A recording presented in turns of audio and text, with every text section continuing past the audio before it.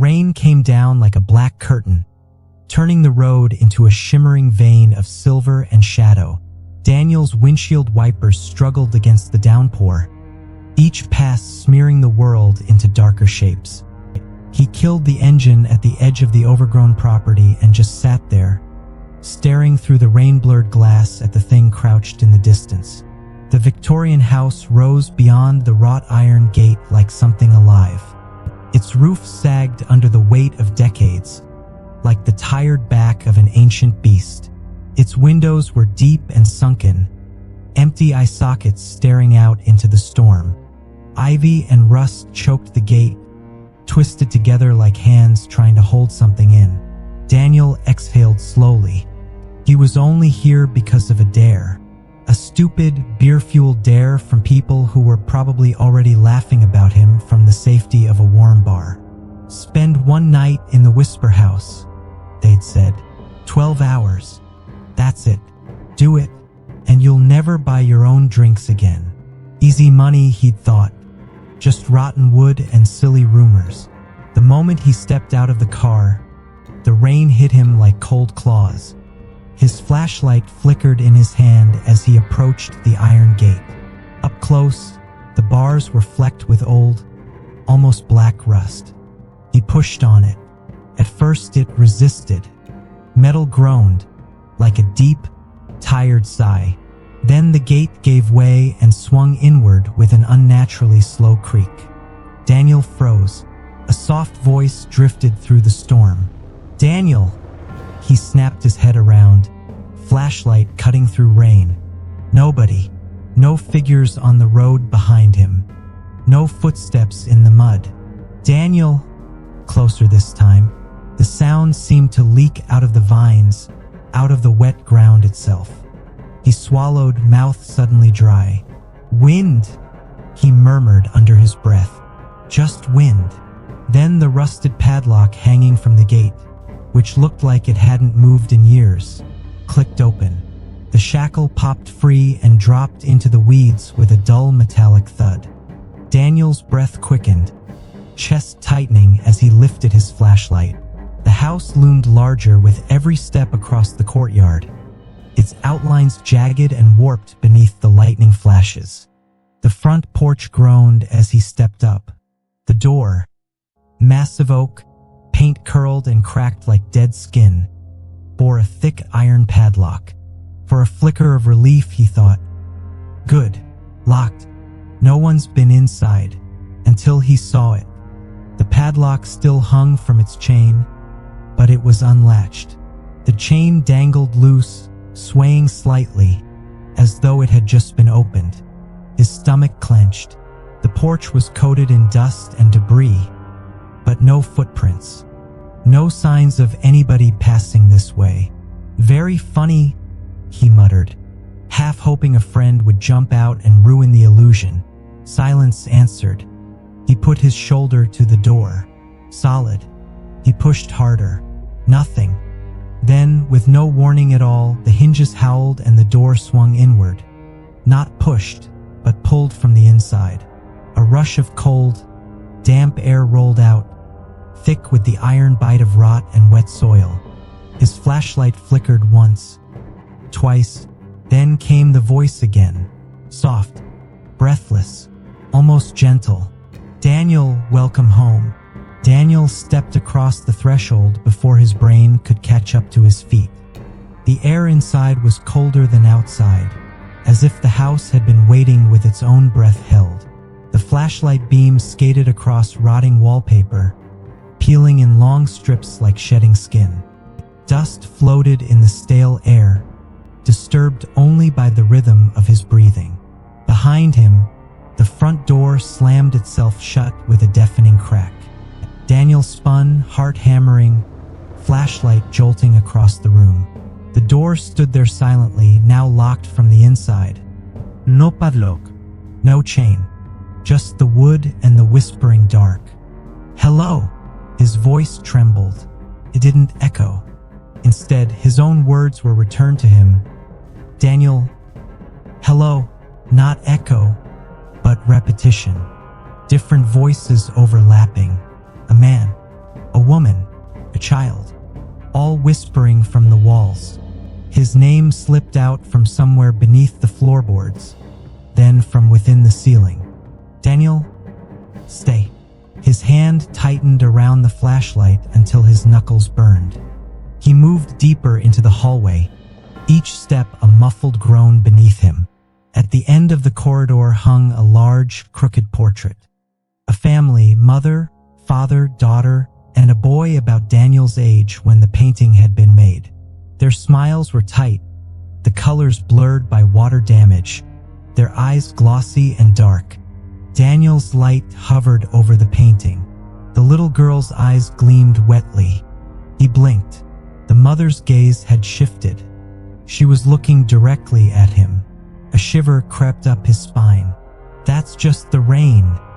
That's just shadows," he whispered to himself. A faint child's voice whispered beside his ear, so close he felt cold breath brush his skin. "Don't go upstairs. Daddy doesn't like visitors." The portrait rattled on the wall, the nails screeching against plaster. The painted figures seemed to lean forward, stretching toward him, eyes wide and hungry. And somewhere above him, the footsteps that had been pacing the second floor stopped. Silence. Not peaceful silence, but waiting silence. Daniel slowly lifted the flashlight toward the staircase. Every board above him groaned in slow, deliberate rhythm, as if something unseen was shifting its weight, preparing for him to climb. He placed one foot on the first step. It groaned, long and low. The whisper returned, now from somewhere inside the walls. "Keep climbing, Daniel." Daniel gripped the railing with one shaky hand and slowly climbed the staircase. Each step answered him with a low moan, old wood shifting under his weight like something breathing from deep inside. The flashlight cut a narrow path upward, catching tiny dust motes that drifted like ash in still air. Halfway up, one of the boards beneath his foot shrieked. He froze. Immediately, a second board creaked overhead. Not in front of him, not behind, but somewhere between the floors, as if someone else were climbing within the very bones of the house. Daniel pressed his free hand to the wall. It vibrated beneath his touch, ever so slightly, like a heartbeat trapped behind the plaster. Then came the whisper, not loud, not distant, right beside his ear, muffled as though spoken from inside the wall. "Keep climbing, Daniel." His skin crawled. He stumbled up the remaining stairs and stepped onto the second floor landing, breath sharp and shallow. The air here was different, heavier, as if filled with something old and wet. A faint floral sweetness drifted beneath the mold and mildew, like forgotten perfume clinging to rotten fabric. The hallway ahead was long and warped. Doors lined both sides, their surfaces scarred with shallow scratches, as if someone had clawed and pounded trying to escape. Only one door remained untouched. It sat at the far end, swollen and dark, with no marks at all. But Daniel didn't get to that one first. A floorboard groaned behind him. He spun, flashlight trembling. No one stood there, but in that moment, he heard something heavy shift beneath his feet, somewhere between the floors. Something alive, something waiting. One of the doors to his left clicked, then slowly began to open. Blackness pressed against the small widening gap like something trying to breathe through it. Daniel's pulse hammered in his throat. Every instinct screamed at him to run, but despite that, his legs moved forward, slow and obedient, as though pulled by invisible strings. The hinges groaned as he nudged the door open with his foot. The room was windowless and small, walls coated in filthy wallpaper curling like dead leaves. At first, he thought the walls were just damaged. Then he saw the marks, thousands of them, tallies carved deep into wood beneath the leftover paper. They weren't random. They formed words. "Let us out." Daniel's stomach twisted. The beam drifted to the center of the room where a small iron child's bed sat, rusted and bare except for a single object resting where a pillow should have been. A stuffed bear. His button eyes were mismatched. His fur was stiff with grime. It stared at him in total stillness. A whisper crawled from beneath the bed, sweet, playful, and horribly familiar. "Daniel, we remember you." The bear's head tilted slowly, as if responding to some unseen hand. Daniel staggered back, light jolting across the walls. The tallies seemed to move in the half-light, lines widening, twisting into open, jagged mouths. Then, in the far corner of the room, the shadows uncoiled. Slowly, deliberately, they rose up into the shape of a child. A small shadow girl. No face, no eyes, just thick darkness shaped like a body too small to be real. Daniel's throat dried as the thing gently tilted its head to one side, curious, observing. He forced words past his lips. "Stay away." The thing didn't move, but the walls did. From behind him, from above, below, inside every splinter and crack, voices began whispering his name. "Daniel, Daniel." They overlapped into a rising chant. The tallies writhed across the walls like worms, twisting into rows of jagged grins. The shadow child opened its mouth, but no sound came from its shape. Instead, the house itself answered.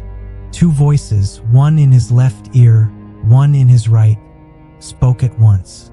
"We want you," twice. Before he could react, the child's form dissolved into black smoke and lunged straight at him. The darkness wrapped around him like cold, wet cloth. Something small and ice-cold pressed against his chest. A child's hand. Daniel's vision went black. He felt himself falling, sinking, until he gasped, eyes snapping open. He was lying in the hallway outside. His flashlight lay several feet away, pointed upward as though someone else had placed it there. The door to the room stood perfectly closed, quiet, as if nothing had happened. Daniel pushed himself upright, heart pounding harder now. He glanced over his shoulder. The stuffed bear was gone. A pull stronger than fear urged him down the hall. It wasn't curiosity anymore. It was summoning. He moved toward the untouched door at the very end, the only one without scratches or claw marks. Its wooden surface bulged slightly, like something inside was pushing against it. Inside, dust sat heavy like untouched snow. A collapsed bookcase leaned against the wall. A cracked lamp sagged on a desk like an exhausted spine. And there, atop the faded wood, lay a thick leather-bound diary. Daniel picked it up with trembling fingers and opened it. The pages were swollen with moisture. Ink bled into the fibers, but fragments remained clear enough to read. "The house takes what it loves. The whispers are those left behind. Our son Daniel will never leave." He stared at the words until they swam in his vision. His name, written in entries dated nearly a century ago. Hands shaking, he flipped page after page. Descriptions of children laughing, then rooms growing quiet, then voices calling in empty hallways. The final page was violently gouged, ink torn into the paper. "The house will call him back, even if it must whisper forever." The diary snapped shut by itself. From the hallway beyond the door, a new voice rose. Not a dozen voices, not a child, a man, deep, steady, fatherly. "Son, come upstairs." Daniel's body went cold. The voice wasn't asking, it was commanding. Daniel tried to speak, tried to say no, but the words stuck in his throat like a stone. "Son, come upstairs." The voice wrapped itself around his spine and pulled. His muscles moved without permission, slow, reluctant steps carrying him toward the final staircase at the end of the landing. The house seemed to shift as he walked. Floorboards flexed under his feet. Swollen wallpaper twitched along the hallway as though something crawled just beneath its surface. The family portrait he passed earlier now hung crooked on the wall, painted eyes glistening with fresh, black tears that trailed down the canvas like oil. Daniel didn't look directly at it. He couldn't. The voice pushed him onward. Up the stairs, son. His foot touched the first step of the upper staircase and the house exhaled, a low, guttural groan swelling from its walls.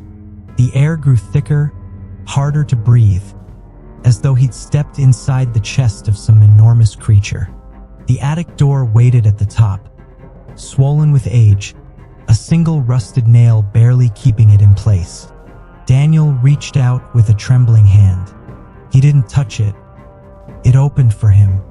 The wood cracked, splintering outward with a wet sound like bone splitting. The door curled open slowly, as if unlatching a mouth that had been sealed shut for years. Daniel stepped into the attic. The temperature dropped instantly. His exhale turned white in the beam of his weak flashlight. Cobwebs hung like funeral veils from every rafter. But it wasn't the rafters that froze him in place. It was the floor. Every inch of it had been carved, not with random scratches, but with names. Hundreds, thousands, overlapping one another in countless layers. Some faded, barely readable. Others new, so fresh they still glistened. Daniel's heart stopped when he found one in the center of the floor. Daniel carved deep, letters wide and jagged. The grooves of his name were slick, still wet with something dark and shining like fresh blood. A whisper rose behind him, closed, right at his back. You were always ours. He turned. A tall shadow stood in the corner of the attic, taller than any man, broad shoulders, long arms that ended in dripping black claws. There was no face, only a hollow, gaping void, whispering endlessly without moving. His form didn't reflect light. It absorbed it. Daniel stumbled back, ice spreading through his veins. From all around him, other voices awakened. The names carved into the floorboards began whispering in unison, a chorus of dry, broken voices fluttering like dead leaves in wind. Stay, Daniel, stay. The shadow took a step forward. His hand reached out, fingers impossibly long, dripping crimson. Each drop fell onto the carved names with a hiss, like acid. The chorus grew louder, not just whispering now, but chanting. Daniel's name flooded the attic, folded into itself over and over, turning his own identity into something alien and claimed. He backed away until his heels struck something solid. He looked down. The diary.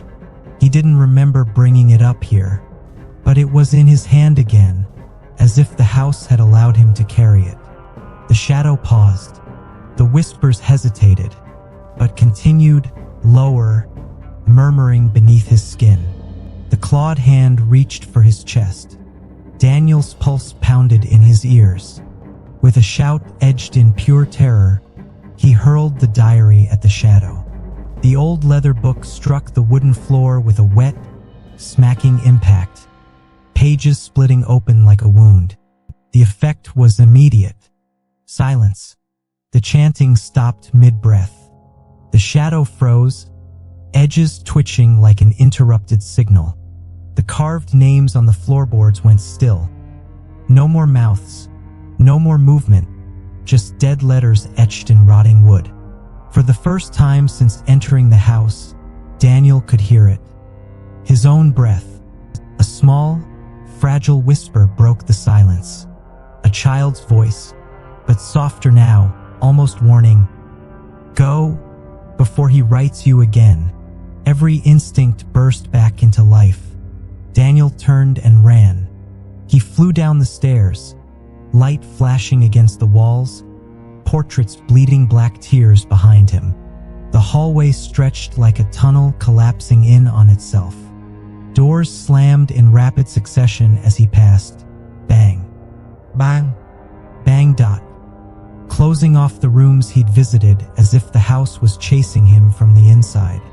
The front door yawned open before he reached it, rain-lashed wind roaring across the threshold. He didn't stop. He didn't think. Daniel hurled himself outside and landed hard on the wet porch, stumbled down the steps, and sprinted across the courtyard. The storm slammed into him like a wall of ice, but it was life and it was real. Only when he reached the gate did he turn back. The house stood silent in the rain, its windows dark and still. No voices. No movement, only a hulking silhouette in the storm. Daniel exhaled. His legs trembled beneath him. For one fragile moment, relief. Then the rain carried a final whisper. "See you soon, Daniel." Snap. The padlock on the gate slammed shut behind him. Daniel staggered back, eyes wide. The whisper echoed in his skull, not a voice calling, but owning. Because when a haunted house whispers your name, it isn't inviting you in, it's claiming you. Some doors aren't meant to be opened, and some names should never be answered. If your name was whispered from the darkness, would you answer it? Subscribe for more terrifying stories every week.